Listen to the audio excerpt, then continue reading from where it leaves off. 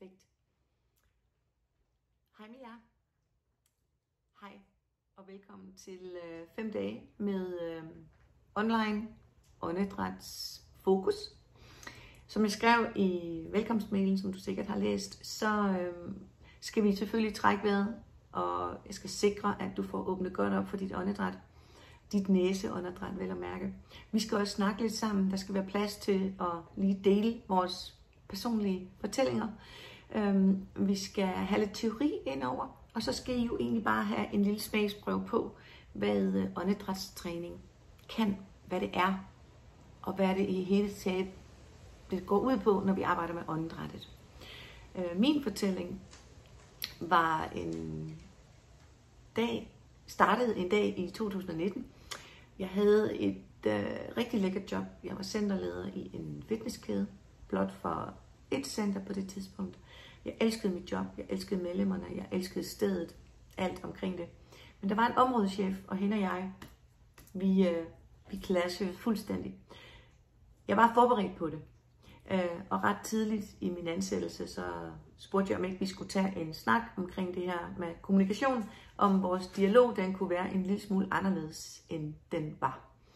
Og det gik også udmærket i en periode, men på et tidspunkt efter cirka 10 måneder, hvor jeg egentlig havde været presset længe, så blev jeg overfust. Det var min følelse af det. Jeg blev overfust både inden for medlemmerne, men også ude bagved. Og det handlede selvfølgelig ikke bare om, at jeg følte, hun overfuste mig. Det handlede jo også om, at jeg ikke kunne sige fra. At jeg ikke kunne stå i stormen. Jeg kunne ikke stå i modvinden. Altså, jeg følte mig simpelthen kørt over. Jeg ved ikke, om I kender det. Det er meget typisk i arbejdsrelaterede forhold, at mange ender med at føle sig kørt fuldstændigt over af en kollega, en chef, områdeschef, you name it.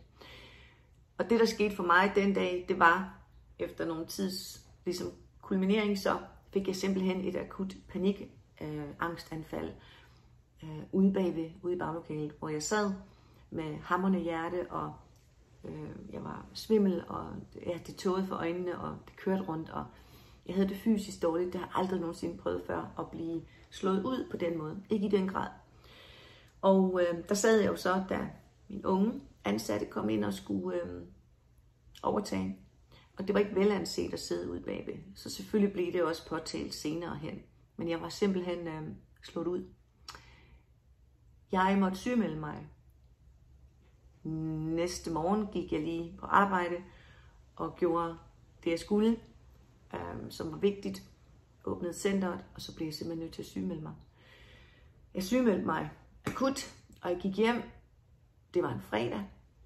Og jeg gik hjem, og jeg lagde mig i min seng, skubbede min seng helt over til hjørnet, og barikerede mig der med dyner og hovedpuder, og min katte kom selvfølgelig og holdt mig med selskab. Det var så intimiderende for mig at blive overrumplet på den måde, og at jeg ikke fik sagt fra.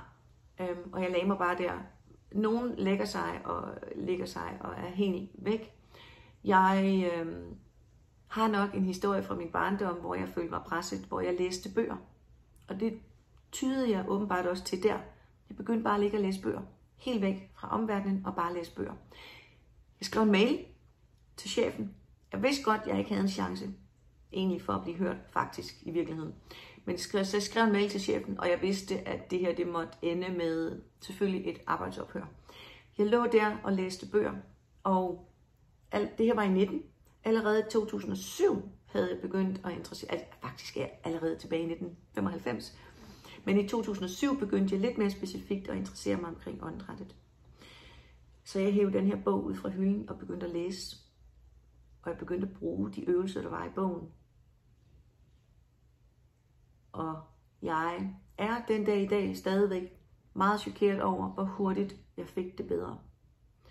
Jeg var udkørt, jeg var kørt over, jeg følte mig fuldstændig overrumplet, og jeg lå bare der efter 5-6 dage med de her åndedrætsøvelser, som jeg vitterligt gjorde, som der stod i bogen. Der følte jeg mig allerede meget mere frisk. Jeg vidste godt, at jeg ikke skulle tilbage til det job. Jeg vidste godt, at jeg skulle tage et lille opløb og en afrunding med stedet og med chefen.